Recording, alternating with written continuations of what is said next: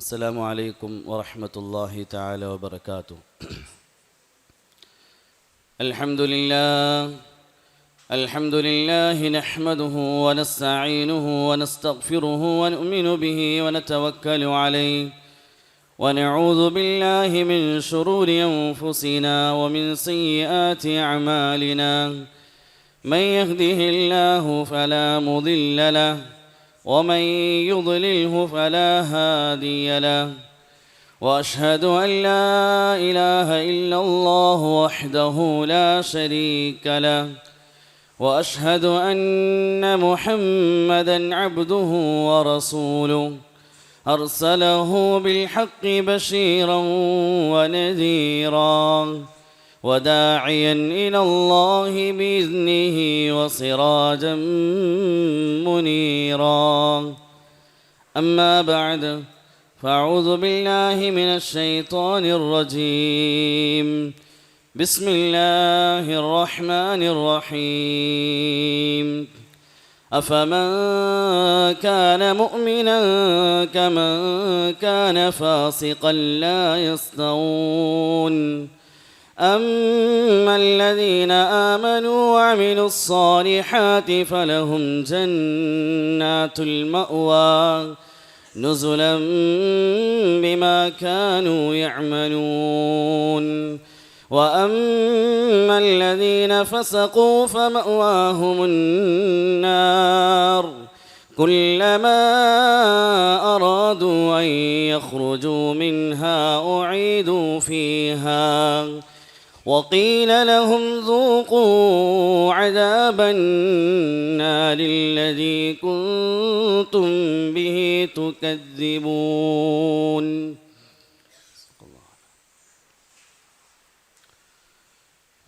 അല്ലാഹു സുബ്ഹാനഹു വ തആല നമ്മുടെ ജീവിതത്തിൽ വന്നുപോയ മുഴുവൻ പാപങ്ങളും പുറത്തുനിന്ന് അനുഗ്രഹിക്കുമാറാകട്ടെ. ബാക്കിയുള്ള ജീവിതം അള്ളാഹുവിനെ തൃപ്തിപ്പെടുത്തി ജീവിക്കുവാനും മരണപ്പെടുമ്പോൾ പരിശുദ്ധ കലിമ ചൊല്ലി മരണപ്പെടുവാനും അള്ളാഹു തൗഫീക്ക് നൽകി അനുഗ്രഹിക്കുമാറാകട്ടെ. ബഹുമാനമുള്ള മുഅ്മിനീങ്ങളെ, സഹോദരന്മാരെ,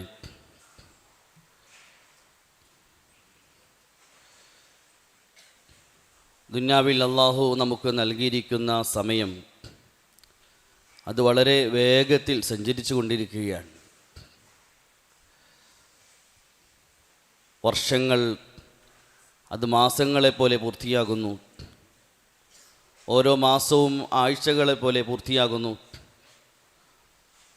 ഓരോ ആഴ്ചയും ദിവസങ്ങളെപ്പോലെ പൂർത്തിയാകുന്നു. ഓരോ ദിവസവും കുറഞ്ഞ മണിക്കൂറുകൾ പോലെ വളരെ വേഗത്തിൽ പൂർത്തിയാകുന്നു. السير فيها سريع تقربان كل بعيد وتبليان كل جديد. സമയം അത് വളരെ വേഗത്തിൽ സഞ്ചരിക്കുകയാണ്. വിദൂരത്തുള്ള കാര്യങ്ങളെ വളരെ വേഗത്തിൽ അടുപ്പിക്കുന്നു. പുതുമയുള്ളതിനെ അതിനെ പഴയതാക്കുന്നു, അതിൻ്റെ ഭംഗിയെ നഷ്ടപ്പെടുത്തുന്നു. സുരമാരെ, സമയം വേഗത്തിൽ സഞ്ചരിക്കുന്നതോടൊപ്പം തന്നെ ലോകത്ത് അതേ വേഗതയിൽ തന്നെ ഇരുളും തിന്മയും അന്ധകാരവുമെല്ലാം വർദ്ധിച്ചു കൊണ്ടിരിക്കുകയാണ്. ഓരോ വർഷം കഴിയുന്തോറും തിന്മകൾ, മോശത്തരങ്ങൾ, വൃത്തികേടുകൾ ഇതെല്ലാം വളരെ വേഗത്തിൽ വർദ്ധിക്കുകയും അത് വ്യാപിക്കുകയും ചെയ്യുന്നു. അതുകൊണ്ട് തന്നെ മുസ്ലിം ഉമ്മത്തിൽപ്പെട്ട നാം ഓരോരുത്തരുടെ മേലുള്ള ബാധ്യത ഓരോ വർഷവും വർദ്ധിക്കുകയാണ്. കാരണം അന്ധകാരത്തിൽ കിടക്കുന്ന മനുഷ്യർക്ക് വെളിച്ചം നൽകാനുള്ള യഥാർത്ഥമായ പ്രകാശം നൽകപ്പെട്ടവരാണ് നാം ഓരോരുത്തരും. മുസ്ലിമീങ്ങളുടെ കരങ്ങളിൽ അല്ലാഹു തആല മനുഷ്യർക്ക് നൽകേണ്ട വെളിച്ചം, പ്രകാശം നൽകിയിരിക്കുകയാണ്. അതുകൊണ്ട് എത്രത്തോളം തിന്മയും അന്ധകാരവും ഇരുളും ലോകത്ത് വർദ്ധിക്കുന്നു, അത്രത്തോളം നമ്മുടെ മേൽ ഉത്തരവാദിത്വം വർദ്ധിക്കുകയാണ്. മനുഷ്യർക്ക് വെളിച്ചം കാണിക്കൽ നാം ഓരോരുത്തരെയും ബാധ്യതയാണ്. മുഹമ്മദ് ബിൻ ഖാസിം സഖഫി റഹിമഹുല്ലാഹ് അദ്ദേഹം പറയുമായിരുന്നു, ഭൂമിയിൽ ജീവിക്കുന്ന കാലം അതെത്ര ചുരുങ്ങിയതാണെങ്കിലും ഞാൻ സുറയ്യ നക്ഷത്രത്തെ പോലെ ജീവിക്കാൻ ആഗ്രഹിക്കുന്നു. ജീവിതത്തിൻ്റെ അളവ് അത് വിശാലമാകട്ടെ, ചുരുങ്ങിയതാകട്ടെ, പക്ഷെ ഞാൻ ആഗ്രഹിക്കുന്ന ജീവിതം സുറയ്യ നക്ഷത്രത്തെ പോലെ ആകാനാണ്. ഫജ്റുസ്സാദിഖിൻ്റെ സമയം, പ്രഭാത സമയം ഉദിച്ചുയരുന്ന ഒരു നക്ഷത്രമാണ് സുറയ്യ. പക്ഷെ അതിൻ്റെ പ്രത്യേകത കുറഞ്ഞ സമയം ഉദിച്ചു വരികയും പിന്നെ പെട്ടെന്ന് അസ്തമിക്കുകയും ചെയ്യും. മറ്റൊരു പ്രത്യേകത, അത് ഉദിച്ചു നിൽക്കുമ്പോൾ അതിനായിരിക്കും മറ്റുള്ള നക്ഷത്രങ്ങളെക്കാൾ പ്രകാശം കൂടുതൽ. ഇതുപോലെ ജീവിക്കുന്ന കുറച്ചു കാലമാണെങ്കിലും നല്ല പ്രകാശം ലോകത്തിന് നൽകി മനുഷ്യർക്ക് വഴികാട്ടിയായി വെളിച്ചം നൽകി ജീവിച്ച് ഈ ലോകത്ത് യാത്ര ചെയ്യാൻ ഞാൻ ആഗ്രഹിക്കുന്നു എന്ന് മുഹമ്മദ് ബിൻ ഖാസിം സഖഫി റഹിമഹുല്ല പറയുമായിരുന്നു.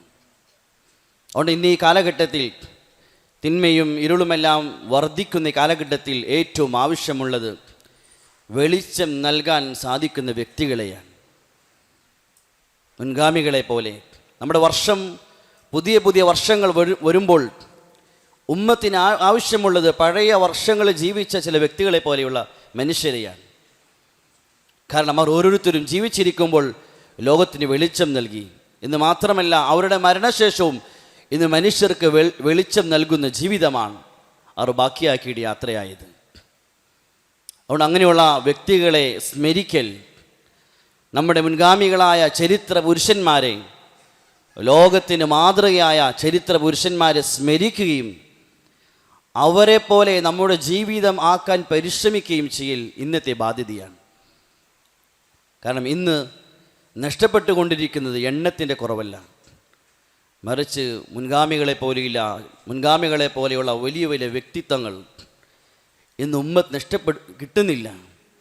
ഉമ്മമാർ ധാരാളം മക്കളെ പ്രസവിക്കുന്നുണ്ട്, പക്ഷേ മുൻഗാമികളായ ചരിത്ര പുരുഷന്മാരെ പോലുള്ള വ്യക്തികൾ ഇത് പ്രസവിക്കുന്നില്ല.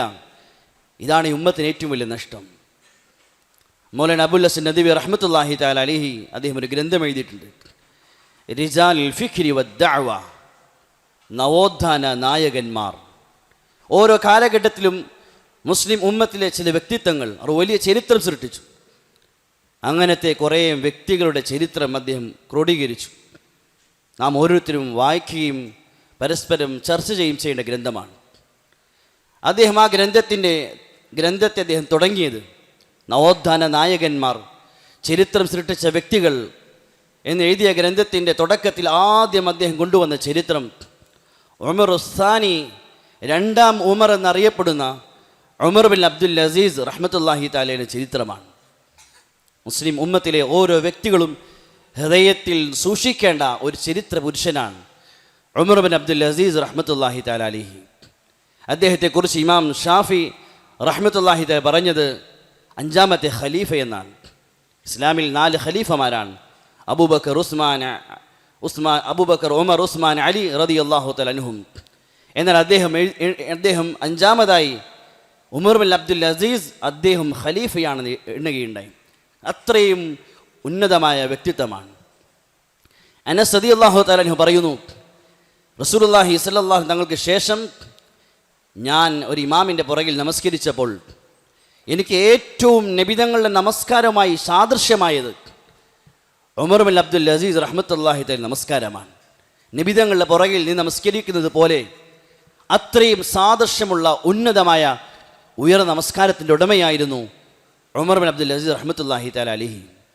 ഇമാം അഹ്മദ് ബിൻ ഹംബൽ റഹ്മത്തുള്ളാഹി പറയുന്നു, തങ്ങൾ സല്ലല്ലാഹു അലൈഹി വസല്ലം പറഞ്ഞിട്ടുണ്ട്, ഓരോ 100 വർഷവും പൂർത്തിയാകുമ്പോൾ, അടുത്ത 100 വർഷത്തിലേക്ക് പ്രവേശിക്കുമ്പോൾ ഇസ്ലാമിക ലോകത്ത് മുസ്ലിം ഉമ്മത്തിന് തജ്ദീദിന് വേണ്ടി ഒരു മുജദ്ദിദ്, ഉമ്മത്തിനെ ഒന്ന് സംസ്കരിക്കാൻ വേണ്ടി അള്ളാഹു ഓരോ 100ൻ്റെ അവസാനത്തിലും ഒരു മുജദ്ദിദിനെ അള്ളാഹു തആല അയക്കുന്നതാണ്. അങ്ങനെ ആദ്യത്തെ 100 വർഷം പൂർത്തിയായപ്പോൾ ആരാണ് അള്ളാഹു തആല അയക്കുന്നതെന്ന് അള്ളാഹു ആരാണ് അയക്കാൻ പോകുന്നതെന്ന് ശ്രദ്ധിച്ചപ്പോൾ കാണാൻ സാധിച്ചത് ഉമർ ബിൻ അബ്ദുൽ അസീസ് റഹ്മത്തുള്ളാഹി തആല അലൈഹിയാണ്. ഇങ്ങനത്തെ വലിയൊരു വ്യക്തിത്വമാണ് ഉമർ ബിൻ അബ്ദുൽ അസീസ് റഹ്മത്തുള്ളാഹി തആല അലൈഹി. അതുകൊണ്ട് അദ്ദേഹത്തിൻ്റെ ജീവിതം നാം സ്മരിക്കുകയും പഠിക്കുകയും ഹൃദയങ്ങൾ സൂക്ഷിക്കുകയും അത് പകരുകയും ചെയ്യുന്ന ബാധ്യതയാണ്. അദ്ദേഹത്തിൻ്റെ ജീവിതത്തിൽ നിന്ന് നാം ഉൾക്കൊണ്ട ഒന്നാമത്തെ ഒരു പാഠം, അദ്ദേഹം എടുത്തൊരു ഉറച്ച തീരുമാനവും ദൃഢനിശ്ചയവുമാണ്. തൻ്റെ ജീവിതം എങ്ങനെയാകണം, ഞാൻ എങ്ങനെ ജീവിക്കണം എന്ന് അദ്ദേഹം എടുത്തൊരു തീരുമാനം. ആ തീരുമാനത്തിൽ അദ്ദേഹത്തിൻ്റെ ഉറച്ച നിലനിൽപ്പ്. സത്യത്തിൽ ഉമർ ബിൻ അബ്ദുൽ അസീസ് റഹ്മത്തുള്ളാഹി ചരിത്രം പഠിച്ചാൽ അദ്ദേഹം വളരെ സുഖത്തിലും ആഡംബരത്തിലും വളരെ ആർഭാടമായി ഒരു കാലഘട്ടം ജീവിച്ചൊരു വ്യക്തിയായിരുന്നു. ഒരു കാലഘട്ടം അങ്ങനെയായിരുന്നു. അദ്ദേഹം ദിവസേന 3-4 വസ്ത്രങ്ങൾ ധരിക്കുമായിരുന്നു. അത്ര വലിയ സമ്പന്നനായിരുന്നു അദ്ദേഹം. ഒരു സുഗന്ധം പൂശിയാൽ അദ്ദേഹം നടന്നുപോയ വഴിയിൽ പുറകെ വരുന്നവർക്ക് അറിയാൻ സാധിക്കുമായിരുന്നു. അത്രയും ഉയർന്ന സുഗന്ധം ഉപയോഗിക്കുന്ന വ്യക്തിയായിരുന്നു. അദ്ദേഹത്തിന് വലിയ സമ്പത്തും സൗകര്യമുള്ളതിൻ്റെ പേരിൽ പല സ്ഥലങ്ങളും ഉയർന്ന കൊട്ടാരങ്ങളുണ്ടായിരുന്നു. മൗലാന അബുൽ ഹസൻ നദവി റഹ്മത്തുള്ളാഹി എഴുതുന്നുണ്ട്, അദ്ദേഹത്തിൻ്റെ ജീവിത സ്റ്റൈൽ ബാക്കിയുള്ളവർ പിൻപറ്റുന്ന അത്രയും പ്രസിദ്ധമായിരുന്നു. മഷിയത്തു ഉമർ, ഉമറിൻ്റെ ശൈലി, ഉമറിൻ്റെ സ്റ്റൈൽ അത് ആ കാലഘട്ടത്തിൽ വളരെ പ്രസിദ്ധമായിരുന്നു. അങ്ങനെ വളരെ സുഖത്തിൽ വളരെ ആഡംബരത്തിൽ ജീവിച്ചൊരു വ്യക്തിത്വമായിരുന്നു. അദ്ദേഹത്തിൻ്റെ ഭാര്യയാകട്ടെ ലോകത്ത് അങ്ങനെ ഒരു സ്ത്രീ കടന്നു പോയിട്ടുണ്ടാവുകയില്ല. ആ സ്ത്രീയുടെ ഭർത്താവ് ഒരു ഖലീഫയാണ്. ആ സ്ത്രീയുടെ വാപ്പ ഒരു ഭരണാധികാരിയാണ്. ആ സ്ത്രീയുടെ വല്യപ്പ ഒരു ഭരണാധികാരിയാണ്. ആ സ്ത്രീയുടെ സഹോദരന്മാർ ഭരണാധികാരികളാണ്. ഇങ്ങനെ രാജ്ഞിയായി ജീവിക്കേണ്ട, വലിയ സുഖത്തിൽ ജീവിക്കേണ്ട ഒരു സ്ത്രീയാണ് അദ്ദേഹത്തിൻ്റെ ഭാര്യ ഫാത്തിമ ബിന്ത് അബ്ദുൽ മലിക്. ആ സ്ത്രീ വിവാഹം കഴിച്ച് അയച്ചപ്പോൾ വാപ്പ കൊടുത്തത് 1,00,000 ദീനാർ വില വരുന്ന രത്നമാണ്. ആ കാലഘട്ടത്തിൽ ഇങ്ങനത്തെ വലിയ സുഖത്തിലും ആഡംബരത്തിലും ജീവിക്കേണ്ട ഒരു കുടുംബം. പക്ഷെ അദ്ദേഹം ഉമർ അബ്ദുൽ അസീസ് റഹ്മത്തുള്ളാഹി തആല അലൈഹി ഈ അവസ്ഥയിൽ നിന്നുകൊണ്ട് അദ്ദേഹം തീരുമാനിക്കുന്നത് എൻ്റെ ജീവിത ലക്ഷ്യം ആഖിറമാണ്. ഈ സുഖത്തിൻ്റെയും ആഡംബരത്തിൻ്റെ എല്ലാ സൗകര്യങ്ങളും മുന്നിൽ ഉള്ളപ്പോൾ അതിൽ നിന്നുകൊണ്ട് അദ്ദേഹം ഒരു തീരുമാനമെടുത്തു. ഞാൻ ദുന്യാവിൽ വന്നത് എൻ്റെ സുഖങ്ങളും എൻ്റെ ഇഷ്ടങ്ങളും എൻ്റെ ആഗ്രഹങ്ങളും പൂർത്തീകരിക്കാനല്ല. എനിക്ക് മുന്നിൽ ഒരു ആഖിറം വരുന്നുണ്ട്, ഒരു പരലോക ജീവിതം വരുന്നുണ്ട്, അതിനാണ് ഞാൻ ജീവിക്കേണ്ടത് തീരുമാനമെടുത്തു. ഇവിടെയാണ് ഒരു മനുഷ്യൻ്റെ കഴിവ് തെളിയുന്നത്. ഒന്നുമില്ലാതെ കഷ്ടപ്പെടുമ്പോൾ അവന് ദീനനുസരിച്ച് ജീവിക്കുക, അള്ളാഹുവിനെ തൃപ്തിപ്പെടുത്തുക, അത് എളുപ്പമാണ്. എന്നാൽ എല്ലാ സുഖങ്ങൾക്കും സാഹചര്യം മുന്നിലുണ്ടാകുമ്പോൾ, സമ്പത്തും ആരോഗ്യവും ആർഭാടങ്ങൾക്ക് പറ്റിയ എല്ലാ സൗകര്യങ്ങളും കൂട്ടത്തിൽ യഥേഷ്ടം ഉണ്ടാകുന്ന അവസ്ഥയിൽ ഒരു മുഅ്മിൻ, ഒരു മുസ്ലിം അള്ളാഹുവിനെ തൃപ്തിപ്പെടുത്തുക, അവിടെയാണ് ഒരു മനുഷ്യൻ്റെ കഴിവ് തെളിയിക്കേണ്ടത്. അതുകൊണ്ട് മഹാന്മാർ പറയാറുണ്ട്, ഫിത്നത്തു സറാ അശദ്ദു മിൻ ഫിത്നത്തിൽ ളറാ. പ്രയാസങ്ങൾ ഉണ്ടാകുമ്പോൾ ഉള്ള പരീക്ഷണം ഫിത്ന. രോഗം വന്നു, സാമ്പത്തിക ഞെരുക്കം വന്നു, സൗകര്യങ്ങളില്ല, ബുദ്ധിമുട്ടിൻ്റെ അവസ്ഥയിൽ അള്ളാഹുവിനെ ഓർക്കുക, ഇത് മനുഷ്യന് സാധിക്കും. പക്ഷേ സൗകര്യങ്ങളുണ്ടാകുമ്പോൾ, സമ്പത്തും സൗകര്യങ്ങളും യഥേഷ്ടം ലഭിക്കുന്ന സമയത്ത് അതൊരു ഫിത്നയാണ്, പരീക്ഷണമാണ്. ഈ സമയത്ത് ഒരടിമ തൻ്റെ അടിമത്തം തെളിയിക്കൽ, തൻ്റെ റബ്ബിനെ തൃപ്തിപ്പെടുത്തൽ, ഇത് പ്രയാസമുള്ള കാര്യമാണ്. അബ്ദുറഹ്മാൻ ബിൻ ഔഫ് റളിയല്ലാഹു തആല പറയുമായിരുന്നു, ഞങ്ങൾ അല്ലാഹു തആല ബുദ്ധിമുട്ടുകൾ കൊണ്ട് ഞെരുക്കം കൊണ്ട് പരീക്ഷിച്ചു, ഞങ്ങൾ ക്ഷമിച്ചു. എന്നാൽ പിന്നെ അല്ലാഹു തആല ഞങ്ങൾക്ക് വിശാലത നൽകി, സമ്പത്തും സൗകര്യങ്ങൾ നൽകി പരീക്ഷിച്ചു. അപ്പോൾ ഞങ്ങൾ അധിക പേരും അതിൽ പതറിപ്പോവുകയുണ്ടായി. മുൻഗാമികൾ അവർ പറയുന്ന വാക്കായിരുന്നു, ബുദ്ധിമുട്ട്, ഞെരുക്കം, പട്ടിണി, പ്രയാസം ഇതെല്ലാം എല്ലാവർക്കും ക്ഷമിക്കാൻ സാധിക്കും. എന്നാൽ സമ്പത്തും സൗകര്യവും ആർഭാടവും സുഖങ്ങളുമെല്ലാം ലഭിക്കുമ്പോൾ അവിടെ ഒരടിമ തൻ്റെ ജീവിതത്തെ നിയന്ത്രിക്കൽ, അത് സത്യസന്ധരായ ഒരു മുഅ്മിന് മാത്രമേ സാധിക്കുകയുള്ളൂ. ഇമാം അഹ്മദ് ബിൻ ഹംബൽ റഹ്മത്തുള്ളാഹി തആല പറയുന്നു, അദ്ദേഹത്തിൻ്റെ പ്രയാസത്തിൻ്റെ ബുദ്ധിമുട്ടിൻ്റെ കാലഘട്ടത്തിൽ അദ്ദേഹം പറയുന്നു, ബുദ്ധിമുട്ടിൻ്റെ കാലഘട്ടം എൻ്റെ ഈമാൻ വർദ്ധിക്കുന്ന കാലഘട്ടമായിരുന്നു. പിന്നെ അത് കഴിഞ്ഞു, സുഖത്തിൻ്റെ സൗകര്യത്തിൻ്റെ വിശാലത കാലഘട്ടം വന്നു. അദ്ദേഹം പറയുന്നു, ആ സമയത്ത് ഞാൻ മരണം ആഗ്രഹിക്കുകയുണ്ടായി. കാരണം എൻ്റെ ദീനിൽ ഒരു കുറവിലേക്ക് ഇത് കൊണ്ടുപോകുമോ, ഈ വിശാലതയും സൗകര്യവും സമ്പത്തും എൻ്റെ ദീനിൻ്റെ ഒരു കുറവിലേക്ക് കൊണ്ടുപോകുമെന്ന് ഞാൻ ഭയപ്പെടുകയുണ്ടായി. സഹാബാക്കൾ ഒരിക്കൽ ഒരുമിച്ച് കൂടി ഇരിക്കുമ്പോൾ അവരുടെ പ്രയാസം, പട്ടിണി, ബുദ്ധിമുട്ടെല്ലാം തങ്ങളോട് പറഞ്ഞപ്പോൾ തങ്ങൾ സല്ലല്ലാഹു അലൈഹി വസല്ലം പറഞ്ഞു, സഹാബാക്കളെ, ഒരു കാലം നിങ്ങൾക്ക് ഇങ്ങനെയും വരും. ഇന്ന് നിങ്ങൾ പട്ടിണിയാണ്, ധരിക്കാൻ വസ്ത്രമില്ല, നിങ്ങൾ കഴിക്കാൻ ഭക്ഷണമില്ല, പ്രയാസത്തിലാണ്. പക്ഷെ എൻ്റെ സഹാബാക്കളെ, നിങ്ങൾക്ക് ഒരു കാലം ഇങ്ങനെ വരും, ഉടൻ തന്നെ വരും. അന്ന് കഅബയുടെ കില്ല പോലെ ഉയർന്ന തരം വസ്ത്രങ്ങൾ നിങ്ങൾ ധരിക്കും. നിങ്ങൾക്ക് രാവിലെയും വൈകുന്നേരം നിങ്ങൾ വസ്ത്രങ്ങൾ മാറ്റും. നിങ്ങളുടെ സമ്പത്തും സൗകര്യമെല്ലാം വിശാലമാകും. അപ്പോൾ സഹാബാക്കൾ ചോദിച്ചു, നബിയെ, എങ്കിൽ അത് ഖൈറായ ഒരു കാലഘട്ടമാണല്ലോ. നബി നിങ്ങൾ പറഞ്ഞു, അല്ല, ഖൈറായ കാലഘട്ടം നിങ്ങൾ ഇപ്പോൾ ജീവിക്കുന്ന ഇതാണ്. നിങ്ങളുടെ ഈ പട്ടിണിയും പ്രയാസവുമുള്ള കാലഘട്ടം ഇത് തന്നെയാണ് ഖൈറായത്. അതുകൊണ്ട് മനുഷ്യന് സൗകര്യങ്ങൾ വരുമ്പോൾ, സമ്പത്തും സൗകര്യവും എല്ലാ സുഖങ്ങൾക്കും എങ്ങനെയും ജീവിക്കാൻ സാധിക്കുന്ന നിലയിൽ ഒരു ജീവിതം മുന്നിൽ വരുമ്പോൾ അള്ളാഹുവിനെ തൃപ്തിപ്പെടുത്തി ജീവിക്കൽ, അതാണ് മനുഷ്യൻ്റെ കഴിവ്. ഉമർ അബ്ദുൽ അസീസ് റഹ്മത്തുള്ളാഹി തആല ജീവിതത്തിൽ നാം കാണേണ്ട പാഠം അതാണ്. അദ്ദേഹത്തിന് എല്ലാത്തിനുമുള്ള സൗകര്യം, ഒരു ഖലീഫയാണ്, ഭരണാധികാരിയാണ്, എല്ലാത്തിനുമുള്ള സൗകര്യം മുന്നിലുള്ള സമയത്ത് അദ്ദേഹം അവിടെ നിന്ന് തൻ്റെ മനസ്സിനെ ആഖിറത്തിലേക്ക് തിരിച്ചുവിട്ടു. തൻ്റെ മനസ്സിനെ ആഖിറത്തേക്ക് തിരിച്ചുവിട്ടു. ആഖിറത്തെ മുന്നിൽ വെച്ച് ജീവിക്കുകയുണ്ടായി. അദ്ദേഹത്തിൻ്റെ കാലഘട്ടത്തിൽ ജനങ്ങൾ പറയുമായിരുന്നു, അദ്ദേഹത്തെ കണ്ടാൽ, ഖലീഫയായ ഭരണാധികാരിയായ ഉമർ അബ്ദുൽ അസീസിനെ കണ്ടാൽ തോന്നിപ്പോകുമായിരുന്നു നരകം സൃഷ്ടിച്ചത് ഇദ്ദേഹത്തിന് വേണ്ടിയാണ്. അത്രയും അദ്ദേഹം ഭയപ്പെടുന്നു, അത്രയും അദ്ദേഹം ഭയപ്പെടുന്നു. ചിന്ത അത് മാത്രമേ അതിന് മുന്നിലായ ചിന്ത. ഒരു ഖലീഫയാണ്, ഒരു ഭരണാധികാരിയാണ്, എല്ലാ സുഖത്തിനും ജീവിക്കാൻ സാധിക്കും. രാത്രിയായാൽ അദ്ദേഹത്തിൻ്റെ കുടുംബക്കാർ പറയുന്നു, ഇശാ നമസ്കാരം കഴിഞ്ഞാൽ അവിടെ തന്നെ ഇരുന്ന് കൈകൾ ആകാശത്തേക്ക് ഉയർത്തി ദുആ ചെയ്യും. ദുആ നീണ്ട് നീണ്ട് നീണ്ട് അവസാനം ക്ഷീണിതനായി ഉറങ്ങും. വീണ്ടും എണീക്കും, വീണ്ടും ദുആ ചെയ്യും. ഇങ്ങനെ രാത്രികൾ പൂർത്തീകരിക്കുമായിരുന്നു. ഒരു സ്നേഹിതൻ പറയുന്നു, ഒരിക്കൽ അദ്ദേഹത്തിൻ്റെ പുറകിൽ ഞാൻ നമസ്കരിച്ചു. സുന്നത്തായ നമസ്കാരത്തിൽ അദ്ദേഹത്തിൻ്റെ പുറകിൽ അദ്ദേഹം പരിശുദ്ധ ഖുർആനിൻ്റെ ആയത്ത് വഖിഫൂഹും ഇന്നഹും മസ്ഊലൂൻ, വഖിഫൂഹും ഇന്നഹും മസ്ഊലൂൻ, നാളെ ഖിയാമത്തിൽ, നാളെ മഹ്ശറയിൽ ഓരോ മനുഷ്യരെയും നിർത്തി അവരോട് ജീവിതത്തെക്കുറിച്ച് അല്ലാഹു തആല ചോദിക്കുന്നതാണ് എന്ന ആയത്തെത്തിയപ്പോൾ അദ്ദേഹത്തിൻ്റെ ശബ്ദം അടഞ്ഞു പോകുന്ന അവസ്ഥയിൽ അദ്ദേഹം കരയുകയുണ്ടായി. അദ്ദേഹത്തിൻ്റെ ഭാര്യ പറയുന്നു, ഒരിക്കൽ അദ്ദേഹം വീട്ടിൽ കരഞ്ഞുകൊണ്ടിരിക്കുന്നു. അദ്ദേഹത്തിൻ്റെ കരച്ചിൽ കണ്ടപ്പോൾ ഞാനും കൂട്ടത്തിൽ കരഞ്ഞു. ഞാൻ ചോദിച്ചു, ഭർത്താവ്, നിങ്ങൾ എന്തിനാണ് കരയുന്നത്? അദ്ദേഹം പറയുന്നത്, ആഖിറത്തിൽ അള്ളാഹുവിൻ്റെ മുന്നിൽ നിർത്തപ്പെടും, പിന്നെ അവിടെ നിന്നും മനുഷ്യരെ അല്ലാഹു തആല പിരിച്ചുവിടും. ഫരീഖും ഫിൽ ജന്ന വ ഫരീഖും ഫിസ് സഈർ, രണ്ട് വിഭാഗമായി അള്ളാഹുവിൻ്റെ മുന്നിൽ നിന്നും മനുഷ്യരെ യാത്രയാക്കും. ഒരു വിഭാഗം സ്വർഗത്തിലേക്ക്, ഒരു വിഭാഗം നരകത്തിലേക്ക്. ആ അവസ്ഥയിൽ ഞാൻ ഏത് കൂട്ടത്തിലായിരിക്കുമെന്ന ഭയമാണ്, ചിന്തയാണ് എന്നെ കരയിപ്പിക്കുന്നത് എന്ന് അദ്ദേഹത്തിൻ്റെ ഭാര്യയോട് പറയുകയുണ്ടായി.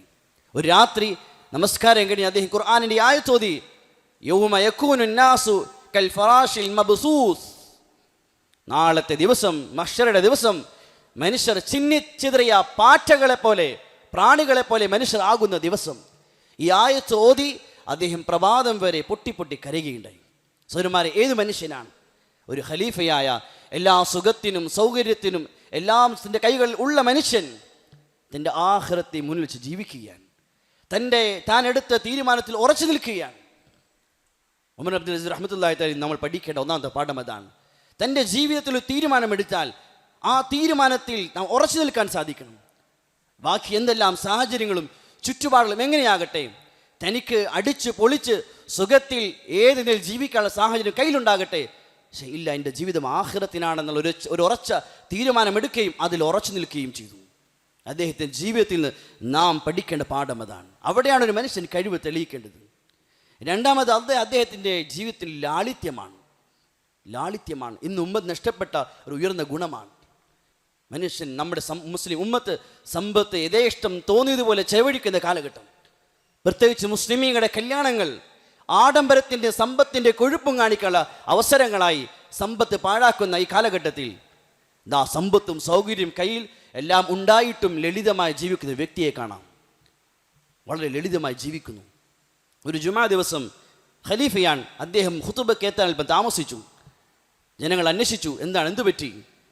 പിന്നെയാണ് മനസ്സിൽ അദ്ദേഹം ഖലീഫയായ ഉമർ ബിൻ അബ്ദുൽ അസീസിന് ധരിക്കാൻ ഉള്ളത് ആകൊരു വസ്ത്രമാണ്. അത് ഉണങ്ങാൻ താമസം വന്നതിൻ്റെ പേരിലാണ് ഖുതുബക്ക് അദ്ദേഹം എത്താൻ താമസിച്ചത്. ഒരു ഖലീഫയാണ്, എല്ലാം സൗകര്യമുള്ള ഒരു വ്യക്തി, വളരെ ലളിതമായി ജീവിക്കുകയാണ്. വീട്ടിൽ ഒരു ദിവസം വരുമ്പോൾ തൻ്റെ പെൺമക്കൾ ഒരു ഭാഗത്തേക്ക് മാറി ഒതുങ്ങിയിരിക്കുന്നു. ചോദിച്ചു, ഫാത്തിമ, എന്തുപറ്റി? മക്കളെല്ലാം മാറിയിരിക്കുന്നു.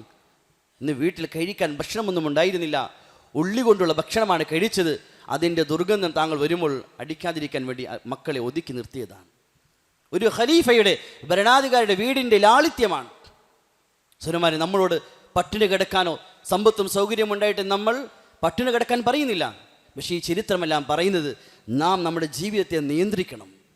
ഇന്ന് ഉമ്മത്ത് സമ്പത്തും സൗകര്യം ഇല്ലാതെ ആർഭാടത്തിന് വേണ്ടി ഇല്ല കയ്യിൽ, എന്നിട്ട് അമിതമായ സമ്പത്ത് പാഴാക്കുകയാണ്. പ്രത്യേകിച്ച് മുസ്ലിം ഉമ്മത്തിൻ്റെ കല്യാണങ്ങൾ ഇത് വെറും തോന്നിയാസത്തിൻ്റെ പേക്കൂത്തിൻ്റെ സ്ഥലങ്ങളായി മാറി. സമ്പത്ത് എത്രയാണ് പാഴാക്കുന്നത്? അതുകൊണ്ട് ലാളിത്യമുള്ള ജീവിതം ഇദ്ദേഹത്തിൻ്റെ ജീവിതത്തിൽ പഠിക്കാം. തൻ്റെ സമ്പാദ്യ മേഖലയുള്ള സൂക്ഷ്മത മുസ്ലിമീങ്ങൾക്ക് നഷ്ടപ്പെട്ട വലിയൊരു മേഖലയാണ്. ഇബാദത്തും ഹജ്ജും ഉംറയും നമസ്കാരവും സിക്റും തിലാവത്തും എല്ലാം വർദ്ധിച്ച കാലഘട്ടത്തിൽ നമുക്ക് നഷ്ടപ്പെട്ടിരിക്കുന്ന സമ്പാദ്യത്തിലുള്ള സൂക്ഷ്മതയാണ്. ഹസ്രത്ത് യൂസുഫ് റഹ്മത്തുള്ളാഹി പറയുമായിരുന്നു, മുസ്ലിമീങ്ങളുടെ ദീൻ ആദ്യം നഷ്ടപ്പെടുന്നത് സമ്പാദ്യ മേഖലയിലാണ്. നമസ്കാരമുണ്ടാകും, ഇബാദത്തുണ്ടാകും. ദീൻ അവസാനം നഷ്ടപ്പെടുന്നത് ഇബാദത്തിലാണ്. മുസ്ലിമീങ്ങളുടെ ദീൻ ആദ്യം വരുന്നത് ഇബാദത്തിലാണ്, അവസാനം വരുന്നത് സമ്പാദ്യ മേഖലയിലാണ്. പക്ഷേ സമ്പാദ്യ മേഖല പരിശുദ്ധമായാൽ മാത്രമേ മുസ്ലിമീങ്ങളെ ഇബാദത്തിന് വിലയുണ്ടാവുകയുള്ളൂ. ഉമർ അബ്ദുൽ അസീസ് റഹ്മത്തുള്ളാഹി തആലയുടെ സേവകൻ അദ്ദേഹത്തിന് കുളിക്കാൻ വേണ്ടി അല്പം വെള്ളം ചൂടാക്കി കൊണ്ടുവന്നു. അപ്പം അദ്ദേഹം ചോദിച്ചു, എവിടെ നിന്നാണ് ചൂടാക്കിയത്? പറഞ്ഞു, പൊതുവായി മുസ്ലിമീങ്ങൾ ഉപയോഗിക്കുന്ന അടുപ്പ്, അന്നത്തെ കാലഘട്ടത്തിൽ വിറകെത്തിച്ച് പൊതുവായി ഉപയോഗിക്കുന്ന അടുപ്പിൻ്റെ രീതി, അവിടെ അല്പം തീക്കനൽ ബാക്കിയുണ്ടായിരുന്നു, ഞാൻ അവിടെ വെച്ച് വെള്ളം ചൂടാക്കി. അപ്പം അദ്ദേഹം പറഞ്ഞു, ഇത് പൊതു മുസ്ലിമീങ്ങളിലെ വിറകാണ്, അതെൻ്റെ ആവശ്യത്തിന് ഉപയോഗിക്കാൻ സാധിക്കില്ല, മൊത്തം എത്രയാണ് അത് ഉപയോഗിച്ച ആ സമ്പത്തെ പൊതുമുതലിലേക്ക് വയ്ക്കാൻ പറഞ്ഞു. ഇതാണ് സൂക്ഷ്മത. തന്നെ ഉപയോഗിക്കുന്ന വസ്തുക്കൾ അത് തഖ്വയോടു കൂടിയായിരിക്കണം. എങ്ങനെയെങ്കിലും ഉപയോഗിക്കലില്ല. തൻ്റെ സമ്പത്തിനെ അത് എങ്ങനെയും ഉപയോഗിക്കലില്ല, വളരെ സൂക്ഷ്മതയിൽ ഉപയോഗിക്കുന്നതായി മാറണം. കാരണം അള്ളാഹുവിൻ്റെ മുന്നിൽ നാളെ മറുപടി പറയാനുള്ളതാണ്. അള്ളാഹു ചോദിക്കുന്നതിന് സമ്പത്തിനെ എവിടെ ചെലവഴിച്ചു, അതെങ്ങനെ ഉപയോഗിച്ചു, അള്ളാഹു തആല ചോദിക്കുന്നതാണ്. ഇങ്ങനെ അദ്ദേഹത്തിൻ്റെ ജീവിതത്തിലേക്ക് നാം ഒന്ന് പഠിച്ചു നോക്കിയാൽ വ്യത്യസ്തമായ ഉയർന്ന ഗുണങ്ങൾ കാണാം. തന്നെ ഏൽപ്പിക്കപ്പെട്ട ഉത്തരവാദിത്ത ബോധമുള്ള വ്യക്തിയായിരുന്നു. തൻ്റെ പ്രജകളെ സംബന്ധിച്ച്, തന്നെ ഏൽപ്പിക്കപ്പെട്ട മുസ്ലിമീങ്ങളെ സംബന്ധിച്ച്, ഭരണത്തെ സംബന്ധിച്ച് ഓരോ ഉത്തരവാദിത്തത്തിനും വലിയ ശ്രദ്ധയുള്ളൊരു ഭരണാധികാരിയായിരുന്നു. വളരെ ശ്രദ്ധയുള്ള ഭരണാധികാരിയായിരുന്നു. ഒരിക്കൽ തൻ്റെ ഭാര്യ ഫാത്തിമ ബിൻത് അബ്ദുൽ മലിക് വന്നപ്പോൾ അദ്ദേഹം തൻ്റെ കവിളത്ത് കൈവച്ചിങ്ങനെ ദുഃഖിച്ചിരിക്കുകയാണ്. ചോദിച്ചു, എന്തു പറ്റി, നിങ്ങൾ എന്തിനാ ഇത്രയും കരയുന്നത്? പറഞ്ഞാൽ ആഖിറത്തിലെത്തുമ്പോൾ അള്ളാഹു തആല എന്നോട് ചോദിക്കും, ഉമർ, നിന്നെ ഏൽപ്പിക്കപ്പെട്ട ഉത്തരവാദിത്തം, നിന്റെ ഖിലാഫത്തിൻ്റെ ഭരണം നീ എങ്ങനെ പൂർത്തീകരിച്ചു? ജനങ്ങളെ നീ നീതി നടപ്പിലാക്കിയോ? അവർക്ക് കിട്ടേണ്ട ഹക്കുകളെ നീ പൂർത്തിയാക്കിയോ എന്ന് ചോദിക്കപ്പെട്ടാൽ ഞാൻ എന്തു മറുപടി പറയും എന്ന ചിന്തയാണ് എന്നെ ഒറ്റയ്ക്ക് നിന്ന് കരയാൻ പ്രേരിപ്പിച്ചത് എന്ന് അദ്ദേഹം പറയുകയുണ്ടായി. ഖിലാഫത്തെ ഏറ്റ ആദ്യ ദിവസം അദ്ദേഹം ജനങ്ങളുടെ ആവശ്യങ്ങളെല്ലാം പൂർത്തീകരിച്ച് അല്പം കിടക്കാൻ വേണ്ടി വീട്ടിൽ വന്നപ്പോൾ മകൻ ചോദിച്ചു, വാപ്പ എന്ത് ചെയ്യാൻ പോവുകയാണ്? മോനെ, രാവിലെ മുതൽ തുടങ്ങിയ ജോലിയാണ്, അല്പം വിശ്രമിക്കട്ടെ. അപ്പം മകൻ പറഞ്ഞു, ഉപ്പ, ഇനിയും ആളുകൾ താങ്കളുടെ വാതിൽക്കൽ താങ്കളെ കാത്തു നിൽക്കുകയാണ്. താങ്കൾ അവരുടെ ആവശ്യങ്ങൾ പൂർത്തീകരിച്ച്, താങ്കൾ ഖലീഫയാണ്, താങ്കൾ ഏൽപ്പിക്കപ്പെട്ടവരാണ്. താങ്കളുടെ വാതിൽക്കൽ ജനങ്ങൾ നിൽക്കുന്ന അവസ്ഥയിൽ താങ്കൾ കിടന്നുറങ്ങുകയോ, ഈ ഉറക്കത്തിൽ താങ്കൾ മരിച്ചു പോയാൽ നാളെ അള്ളാഹുവിന് എന്ത് മറുപടി പറയും? അദ്ദേഹം ചാടി എണീറ്റു, തൻ്റെ ഉറക്കം ഉപേക്ഷിച്ച് ആ ജനങ്ങൾ ആവശ്യങ്ങൾ പൂർത്തീകരിക്കാൻ പോയി. മുസ്ലിമീങ്ങൾ ഒരു കാലഘട്ടത്തിൽ ഉത്തരവാദിത്ത ബോധമുള്ളവരായിരുന്നു. അവർ ഏൽപ്പിക്കപ്പെട്ട ഉത്തരവാദിത്തങ്ങൾ വളരെ ഭംഗിയായി പൂർത്തീകരിക്കുമായിരുന്നു. അതിൽ വഞ്ചന കാണിക്കുന്നവരായിരുന്നില്ല. ഇങ്ങനെ അദ്ദേഹത്തിൻ്റെ ജീവിതം പഠിച്ചാൽ നമ്മളെ അത്ഭുതപ്പെടുത്തുന്ന ഉന്നതമായ ഗുണങ്ങൾ ഒരുമിച്ചുകൂടി ഒരു വ്യക്തിയായിരുന്നു സഹോദരന്മാർ. അതുകൊണ്ട് ഈ ഗുണങ്ങൾ, ഈ വ്യക്തികളെ ഇന്ന് ലോകത്തിന് ആവശ്യമാണ്. ഇസ്ലാമിനെ ജനങ്ങൾ മനസ്സിലാക്കണമെങ്കിൽ ഇങ്ങനെയുള്ള വ്യക്തിത്വങ്ങൾ ഇനിയും ആവശ്യമാണ്. നമ്മുടെ ജീവിതങ്ങളിൽ ഉന്നതമായ ഗുണങ്ങൾ ഉണ്ടാകണം. അതിന് ചെറിയ റിസ്ക് ഉണ്ട്, ചെറിയ ത്യാഗമുണ്ട്. ദീനിൻ്റെ ഗുണങ്ങൾ ജീവിതത്തിൽ വരണമെങ്കിൽ ചെറിയ റിസ്ക്കും ബുദ്ധിമുട്ടുമുണ്ട്. ഇന്ന് ആരും റിസ്കിനെ ഇഷ്ടപ്പെടാത്തൊരു കാലഘട്ടമാണ്. സ്വതന്ത്രമായി സ്വന്തം നഫ്സിൻ്റെ ഇച്ഛകളെ പിൻപറ്റാൻ ആഗ്രഹിക്കുന്ന കാലഘട്ടം. ഇന്ന് ചോദിച്ചു, നമ്മുടെ മക്കൾ ചോദിച്ചു, എന്തിനായി റിസ്ക് എടുക്കുന്നത്? എന്തിനായി ഹിജാബ്? എന്തിനാ ഈ ദീനിൻ്റെ നിയമങ്ങൾ? എന്തിനാണ് ഇങ്ങനെ നമ്മൾ സ്വർഗത്തിന് വേണ്ടി നരകത്തിന് വേണ്ടി എന്തോ ഒരു കാര്യത്തിന് വേണ്ടി റിസ്ക് എടുക്കുന്നത്? ഈ ജീവിതം അടിച്ചു പൊളിക്കുകയല്ലേ വേണ്ടത് എന്ന് ചോദിക്കുന്ന കാലഘട്ടത്തിൽ അല്പം റിസ്ക് എടുത്താൽ ഒരു റിസ്ക്കുമില്ലാതെ മരിക്കാൻ സാധിക്കും.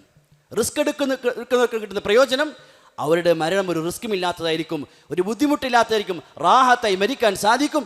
അതിന് തെളിവാണ് ഉമർ അബ്ദുൽ അസീസ് റഹ്മത്തുള്ളാഹി തആല മരണം. അദ്ദേഹത്തിൻ്റെ ജീവിതം, അദ്ദേഹം മനഃപൂർവ്വം ചില ത്യാഗങ്ങൾ, ഉത്തരവാദിത്തങ്ങൾ ഏറ്റെടുത്തതിൻ്റെ പേരിൽ അദ്ദേഹത്തിൻ്റെ മരണത്തിലേക്ക് നോക്കി എത്ര ഭംഗിയായിട്ടാണ്, എത്ര സുന്ദരമായിട്ടാണ്, എത്ര രാജകീയമായിട്ട് അദ്ദേഹം ദുന്യാവിൽ യാത്രയായത്. അതുകൊണ്ട് ദുന്യാവിൽ അള്ളാഹുവിൻ്റെ ദീനിൽ ജീവിക്കുമ്പോൾ ചെറിയ ബുദ്ധിമുട്ടുണ്ടാകും. എന്നാൽ ബുദ്ധിമുട്ട് എടുത്താൽ അവർക്ക് കിട്ടുന്ന പ്രയോജനം, അവരുടെ മരണം രാജകീയമായിരിക്കും. അദ്ദേഹത്തിൻ്റെ മരണസമയമായപ്പോൾ അദ്ദേഹത്തിന് വിഷം നൽകപ്പെട്ടതാണ്. അദ്ദേഹത്തിന് അടിമ തന്നെ വിഷം നൽകി. അടിമയെ കൊണ്ടുവന്നു, പിടിച്ചു കൊണ്ടുവന്നു. നീ എന്തിനാ എനിക്ക് വിഷം നൽകിയത്? 1000 ദിർഹമിന് പകരം അത് കിട്ടുമെന്ന വാഗ്ദാനത്തിൽ ആ പൈസ കൊണ്ടുവരാൻ പറഞ്ഞു. പൈസ കൊണ്ടുവന്നു, അത് ബൈത്തുൽ മാലിലേക്ക് ഇട്ടു. നീ പോകാൻ രക്ഷപ്പെട്ടോളാം പറഞ്ഞു. അദ്ദേഹം തന്നെ പറഞ്ഞയച്ചു. അദ്ദേഹത്തിന് വൈദ്യൻ വന്ന് പറഞ്ഞു, നിങ്ങൾക്ക് വിഷം നൽകിയതാണ്. അദ്ദേഹം പറഞ്ഞു, എനിക്ക് മനസ്സിലായി. എന്നിട്ട് അദ്ദേഹം പറഞ്ഞു, നിങ്ങൾ എന്തുകൊണ്ട് പിന്നെ അതിനൊരു ഒരു പ്രതിവിധി ചെയ്തില്ല? അദ്ദേഹം പറഞ്ഞു, എൻ്റെ ചെവിയുടെ പുറകിൽ ഇതിനുള്ള പരിഹാരമുണ്ടെന്ന് അറിഞ്ഞാൽ പോലും ഞാൻ അതിലേക്ക് കൈനീട്ടുകയില്ലായിരുന്നു. ഞാൻ റബ്ബിനെ കണ്ടുമുട്ടാൻ ആഗ്രഹിക്കുന്നു. അദ്ദേഹത്തിന് മരണസമയമായി. അദ്ദേഹം പറഞ്ഞു, എന്നെ അല്പം എണീറ്റ് ഇരുത്താൻ പറഞ്ഞു കുടുംബക്കാരോട്. എണീപ്പിച്ച് ഇരുത്തി. എന്നിട്ട് അദ്ദേഹം പറഞ്ഞു, അല്ലാഹുവേ, നീ പല കാര്യങ്ങൾ എന്നോട് കൽപ്പിച്ചു, അത് പൂർത്തീകരിക്കാൻ സാധിച്ചില്ല. നീ ചില കാര്യങ്ങൾ തടഞ്ഞു, അത് ഉപേക്ഷിക്കാനും സാധിച്ചില്ല. അല്ലാഹു, നീ എൻ്റെ മേൽ കരുണ ചെയ്യണേ. പരിശുദ്ധമായ കലിമ ലാ ഇലാഹ ഇല്ലല്ലാഹ് എന്ന വചനം അദ്ദേഹം ചൊല്ലിക്കൊണ്ടിരിക്കുകയും അദ്ദേഹം ഇങ്ങനെ തുറച്ചു നോക്കുകയും ചെയ്തു. കുടുംബക്കാർ ചോദിച്ചു, ഞങ്ങൾ ആരെയാണ് നോക്കുന്നത്? അദ്ദേഹം പറഞ്ഞു, ചില ആളുകളെ ഞാൻ കാണുന്നു. അവർ മനുഷ്യരല്ല, അവർ ജിന്നുകളുമല്ല, ചില പ്രത്യേകമായ ആളുകളെ അഥവാ മലക്കുകളെ കാണാൻ തുടങ്ങി. ചില റിവായത്തിൽ അദ്ദേഹത്തിൻ്റെ മരണസമയമായപ്പോൾ അദ്ദേഹം കുടുംബക്കാരോട് മാറാൻ പറഞ്ഞു, അദ്ദേഹത്തിന് ഒറ്റക്കാക്കാൻ പറഞ്ഞു. അദ്ദേഹത്തിൻ്റെ സഹോദരി പറയുന്നു, ഞാൻ വാതിൽ അടച്ച് ഞാൻ ഒളിച്ചു നോക്കി. അദ്ദേഹം പറയുന്നു, മർഹബൻ ബിഹാദിഹിൽ വുജൂഹ് ലൈസത് വുജൂഹുൽ ജാനി വൽ ഇൻസ്. അദ്ദേഹം പറഞ്ഞുകൊണ്ടിരിക്കുന്നു, മർഹബ, വാ വരിൻ, സ്വാഗതം, കടന്നു വരിൻ. ഇത് മനുഷ്യരുടെ മുഖങ്ങളല്ല, ഇത് ജിന്നുകളുടെ മുഖങ്ങളല്ല, ഇത് മലക്കുകളുടെ മുഖങ്ങളാണ്. എന്നിട്ട് ഖുർആനിൻ്റെ ആയത്ത് അദ്ദേഹം മോദി, തിൽക ദാറുൽ ആഖിറതു നജഅലുഹാ ലില്ലദീന ലാ യുരീദൂന ഉലുവൻ ഫിൽ അർളി വലാ ഫസാദ എന്നുള്ള ആയത്ത് അദ്ദേഹം മോദി അവസാനിച്ചു. അദ്ദേഹം അല്ലാഹുവിലേക്ക് യാത്രയാകുകയും ചെയ്തു. റിസ്ക് എടുക്കാൻ തയ്യാറായാൽ ഇങ്ങനെ സുന്ദരമായി മരിക്കാൻ സാധിക്കും. ഇമാം ഇബ്നു അസാക്കിർ അദ്ദേഹത്തിൽ ഉദ്ധരിക്കുന്നു, അൽ ബിദായ വന്നിഹായ എന്ന ഗ്രന്ഥത്തിൽ, അദ്ദേഹത്തിൻ്റെ മയ്യത്ത് ഖബറിലേക്ക് വെക്കുമ്പോൾ ഒരു കാറ്റടിച്ച് വീശുകയും ഒരു കടലാസിൻ്റെ കഷ്ണം ഖബറിൻ്റെ പുറത്തുനിന്ന് വീഴുകയും ചെയ്തു. ഞങ്ങൾ അതെടുത്ത് വായിച്ചു നോക്കിയപ്പോൾ അതിലെഴുതിയിരിക്കുന്നു, ബിസ്മില്ലാഹിർ റഹ്മാനിർ റഹീം അമാനും മിനല്ലാഹി ലിഉമർ ബിൻ അബ്ദുൽ അസീസ് മിനന്നാർ. ആ കടലാസിൽ ഇങ്ങനെ എഴുതിയിരിക്കുന്നു, അള്ളാഹുവിൽ നിന്നുള്ള സംരക്ഷണം ഉമർ അബ്ദുൽ അസീസിന് നരകത്തിൽ നിന്ന് സംരക്ഷണം. അള്ളാഹുവിൻ്റെ ഭാഗത്ത് സന്തോഷ വാർത്ത, ഉമർ അബ്ദുൽ അസീസ് നരകത്തിൽ മോചിപ്പിക്കപ്പെട്ടവനാണെന്നുള്ള സന്തോഷ വാർത്ത എന്നൊരു കടലാസ കഷ്ണം ലഭിച്ചു എന്ന് അദ്ദേഹത്തിന് കബറടക്കിയ കൂട്ടാളികൾ പറയുന്നു. റജ റഹിമുള്ള അദ്ദേഹത്തിൻ്റെ കാലഘട്ടത്തിലെ ഖാദി അദ്ദേഹം പറയുന്നു, അദ്ദേഹത്തിൻ്റെ മയ്യത്ത് കബറിലേക്ക് വെക്കുമ്പോൾ അദ്ദേഹം എന്നോട് വസീത് ചെയ്തിരുന്നു, നീ എൻ്റെ മയ്യത്ത് വെച്ച് കഴിഞ്ഞാൽ എൻ്റെ മുഖമൊന്നും തുറന്നു നോക്കണം. കാരണം എൻ്റെ മുൻഗാമികളെ മയ്യത്ത് ഞാൻ കബറിൽ വെച്ചപ്പോൾ ഭരണാധികാരികളായിരുന്നു, അവർ അക്രമം കാണിച്ചു, അവരുടെ മുഖങ്ങൾ ഇരുണ്ടുപോയിരുന്നു, എൻ്റെ മുഖവും നോക്കണമേ എന്ന് റജ എന്ന് എന്നോട് വസീത് ചെയ്തിരുന്നു.